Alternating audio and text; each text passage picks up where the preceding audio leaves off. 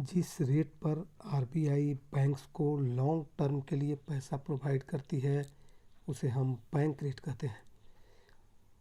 Bank rate में long term का अर्थ होता है मोर देन 3 मंथ्स, यानी 3 महीने से अधिक के लिए लिया गया पैसा।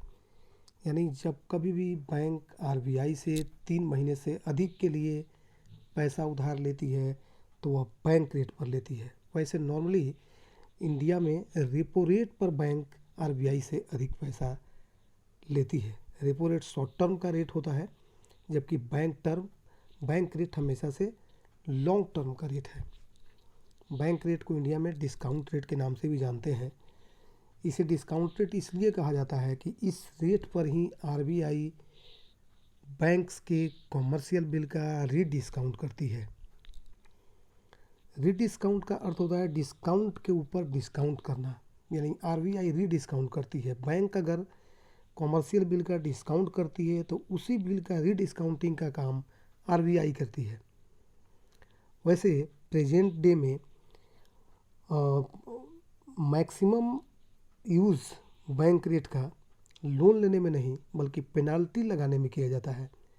जैसे बैंक आरबीआई के पास सीआरआर मेंटेन करती है और अपने पास लिक्विडिटी के फॉर्म में बैंक एसएलआर रखती है।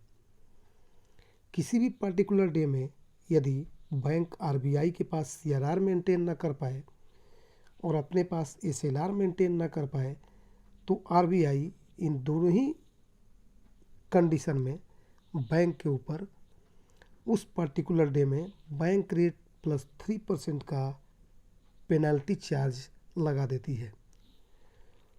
तो प्रेजेंट डे में पेनल्टी के रूप में बैंक रेट का यूज़ अधिक हो रहा है।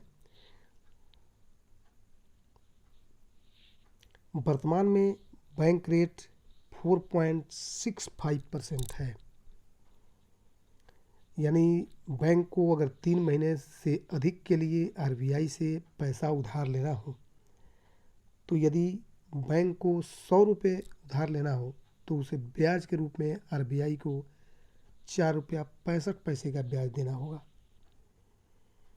लेकिन बैंक रेट में बैंक के पास पैसे चुकाने के लिए 3 महीने से अधिक का समय भी निर्धारित होता है। वैसे इंडिया के अलावा मोस्ट ऑफ द कंट्रीज़ में रेपो रेट का यूज़ ना होकर बैंक रेट का यूज़ सबसे अधिक है। लेकिन हमारे देश में रेपो रेट लोन के मामले में अधिक यूज़ होता है। वैसे हमें ये याद रखना होगा कि बैंक रेट लॉन्ग टर्म का रेट होता है जबकि रेपो रेट शॉर्ट टर्म का रेट होता है।